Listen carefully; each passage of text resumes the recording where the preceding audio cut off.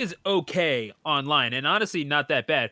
But you saw people that were saying like, "Oh, great, the person that zones out with projectiles going to town and excuse me, Smashville for game number one." Mm. You see, oh yeah, great. The character with projectiles now gets the benefit of Wi-Fi, and yet you don't see as many snakes winning tournaments or placing in top eights. I would wager as before, at least in the tri-state region. Why is that?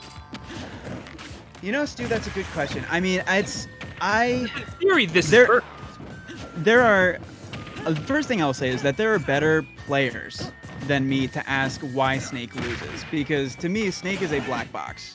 I don't understand what comes in. I don't understand what comes out. I just understand that he's on the win screen and I am not. Um, Makes sense. but it's like Snake is a character that, I mean, certainly can be exploitable. His moves, if you know what to look for, you can play around Snake. But there's a lot of, I mean, there's just going to be a lot of things happening overall in this matchup. Both players are going to want to have their explosives out at all times. Creative recoveries are going to be at a premium here. It's actually an interesting point that you bring up because it's not necessarily that Snake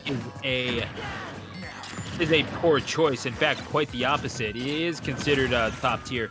Some were saying top one at the beginning of this game's life cycle. He read, okay. Oh, He just committed to that up smash. He's like, all right, what happens, happens. But he found it. And before that, I was talking about creative recoveries. Right off the bat, you see FlashBlaziken coming through with the bomb recovery on stage past that Nikita, which is going to have to be there if he wants to make it, you know, around this ballistic onslaught from Snake. Here it is again. What's he gonna do? Doesn't He's make it gonna back. die. Yeah. He's- I mean, he kind of had Br1 AV kind of had his eyes dotted and T's crossed there. Yeah, he knew. Nice But little that is pistol. something that happens with Snake there. You saw it right there with that grab. He lays down the grenades, especially on a stage as small as Smashville. Those grenades do take up space where Snake can be. So, like, his game plan does involve a fair amount of self-damage. And that's something that a character with straight hit kill power like Link can really exploit. Oh, looking for the final hit of that up smash. Will not find it. AU. I've never seen anyone parry the launching hit of Snake's up smash. That was insane. FlashBlaziken, I mean, to do that on Wi-Fi, And the that recovery is... too. Ooh, yeah, seriously. FlashBlaziken, he's doing a good job by avoiding ledge, and he gets rewarded with a one-stock lead. Not quite a full stock, but nevertheless. Okay, I will say this. I'm thinking back to your original question, which I kind of struggled to answer, which is how does Snake lose? And I think one way that I'm seeing FlashBlaziken make Snake lose is he knows when to shield. And if you know when to shield, there are definitely openings there. No, not doing all that badly for himself. Oh my gosh! Oh, but he Oh still my lived from cross Yeah. stage. Look at these back. recoveries. He's back! Woohoo! FlashBlaziken, the boy who lived. I don't know. Then he gets the grab, and he'll be looking for the kill, not quite finding it. Oh, but he gets the tech, but he buffers the air dodge. My FlashBlaziken. Do you believe, young man? Catching bodies out here, Collision. Oh wow! Clearly he does. It's a- Goodness gracious. The recoveries were artistic in that game already, but and the recoveries are what enabled that interaction there at the end, because he was able to get that extra credit and force that recovery situation, and just one missed tech is all it takes. Oh my god! Can we please get a replay of that at some juncture? I At mean, some not now. point. We have, Clip it, DM it to us. I don't care which, but yeah, those recoveries are absolutely clip worthy. I'm gonna watch that later tonight when I'm alone. Anyway, Smashville game too. And yeah, now that I think about it, because we have a player in Jersey, Atomisk, who claims that he's never lost to a Snake in Ultimate, and I don't know if there's like one on record that I can think of, but one doesn't really come to mind. but he's one of those brawl guys. He knows how to play Snake, and it really does just come down after talking to him. It really does just come down to counterplay. It comes down to like you have to know what the game plan is. I mean, if you play Snake, you know how to play against Snake, and we definitely had. Every single Brawl player had that point where they were experimenting with Snake and having fun with it. That down smash is going to connect. AV catching FlashBlaziken off the side. No recovery necessary there, or really possible. I think FlashBlaziken kind of psyched himself out a tiny bit there with that recovery. He did he might have, like, I don't know if he thought that extra up B was like necessary to save him, but Br1 AV had the correct adjustment of not doing anything. Agreed. And Snake is I would say that Snake is definitely at its most threatening when he's not doing anything, because he has so many really fast and powerful moves. You know, I mean, grenade is something, but like the up tilt, the down tilt, he's really the amount of mental damage he can inflict when he's just stationary is considerate. It's just like that argument. It was like if it's the same argument when you see people saying Batman could beat Superman. It's like all you got to do is give him prep time. That's the same deal with Snake.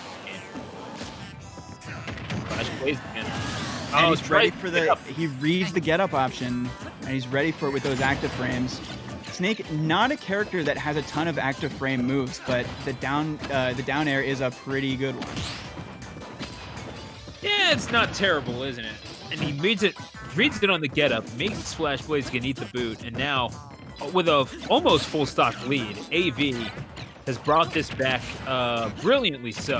FlashBlaziken, that's the thing, man. I kind of wonder how volatile a commodity he really is in this bracket, because that recovery was brilliant. Don't get me wrong. But then we're seeing it break down to fundamentals, and AV kind of simplifying the game here. And all of a sudden, FlashBlaziken struggling to find footing. Yeah, and you know, far be it for me to pretend like I'm an expert on the Snake matchup, but it sure seems like these sorts of games can just happen against Snake. Like, this is a character that just puts so many hitboxes out that can hit both him and his opponent that, you know, sometimes there are games where you get hit by 30 grenades and die. Yeah, that seems to be the case. Certainly saw plenty of those watching MVD. Really busy movement coming out from AV. Flash doing everything he can to make it back to the stage, and does so. Wow, another really good recovery from FlashBlaziken. Beautifully timed. However, he will eventually die to that up tilt. I mean, sometimes you just blow up and die. That's what happens. And all right, I do kind of like the mix-up by FlashBlaziken there. He used that bomb recovery so well in that game number 1.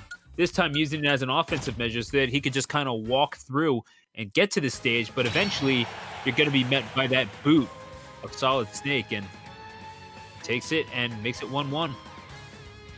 Now, I'm really interested to see what the stage choice is here. I think we have kind of even odds of a run back or not a run back.